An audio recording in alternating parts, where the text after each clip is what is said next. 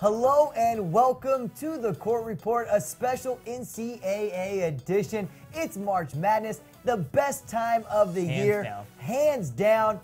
We got 64 teams playing for one championship. You win or you go home.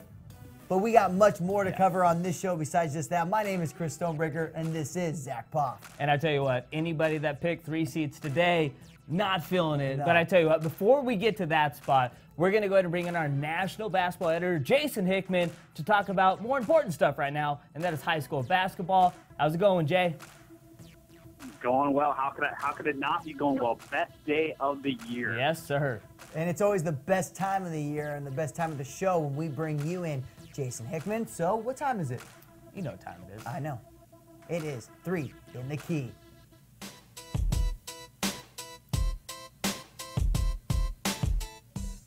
And a tournament very close to what we would say the NCAA tournament is without the 64 teams. This tournament might be better. It might be. It has 8 teams. It's the Dick Nationals.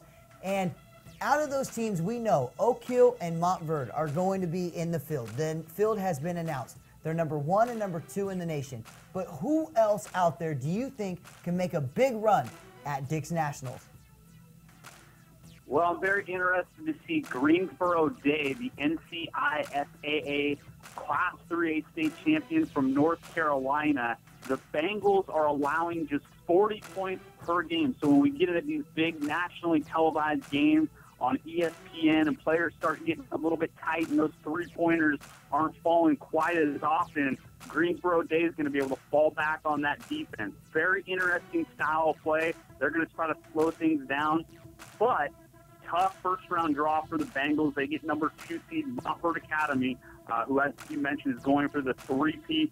Very, very interesting matchup to start things off there in New York City. And, Jason, we still got a handful of state titles still on the line. But so far, who's been the most impressive state champion so far? Yeah, well, each Monday this time of year, I go through and put together our list of state champions. You can find that article on our homepage now. But a couple scores really stood out to me from this last weekend. Number 1, how about the Meade Mustangs from Fort Meade, Maryland? The Mustangs won the Maryland 4A state title with an 80-45 win over Bethesda Chevy Chase. And a very easy segue here. We go from the Meade Mustangs of Maryland to nationally ranked number 16 Mustang of Oklahoma, the Mustang Broncos to be specific. They might need to work on that nickname down the road, but they won Oklahoma's 6A state title with a 93-54 win over Edmond Santa Fe. Fans there were looking for a big showdown between Mustang and Putnam City West. But Santa Fe upset Putnam City West in the semifinals, and Mustang took care of business in the championship game. And the last question today on 3 in the key. We got to go here, right? We got to. Question. It is NCAA tournament time, March Madness. I want to ask you, you're a national basketball editor. Who do you have in the finals and then taking it all? Well, I have no idea why you guys are asking me because I had Iowa State in the Final Four. Oh, ouch. Shows you how much I know. Fred Hoiberg, I'm never going to let you off the hook for that one. But I've got Kentucky over Virginia. I know Kentucky's kind of the chalk option. Got to give a lot of credit to John Calipari. He assembled all these MaxPreps All-Americans and McDonald's All-Americans over the last few years. I wondered how that would all come together. If the parts would fit, and you got to give a ton of credit to Coach Calipari. Absolutely joy to watch that team play, and I'm not saying anything that people don't know here, but they're going to be very tough to beat.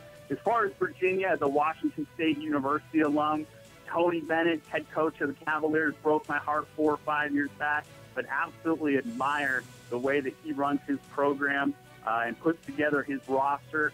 It's not a matter of if, but when, as far as Bennett breaking through and win a national title. So our national basketball editor, Jason Hickman, Kentucky over Virginia. Book it. Hey, Jay, thanks for coming on and joining us today, brother. Love it. Let's get back to the NCAA tournament action. Get it on. Hey, Stoney, before we get out, I am. who you got? I go with the national basketball editor, and I picked Kentucky in Over? the final against Duke, but I have Oklahoma and Arizona as well in the Final Four. A little Mr. Heald there. I think, getting buddy, hot. yeah, I think they have more of an easy road, and I just don't have a lot of faith in like Villanova. Yeah. And so I went with Oklahoma. You want to know who I got? Sure. Stanley Johnson, in my opinion, Yes. the best high school basketball player ever. Okay. I agree with that. That's what I'm saying. I've got Arizona over Duke. That's what I got. You think he's the best high school basketball player in your opinion? I do. That's how Malik we're Newman got 4 state championships too. But Stanley And- Johnson did it in California. Okay. Just saying. All right, giving a little weight to California. Just saying. I appreciate it. Anyways, that means the show has come to an end because the lower third is underneath us. My name is Chris Stonebreaker. This is Zach Poff. Keep on clicking on to MaxPreps.com, America's source for high school sports.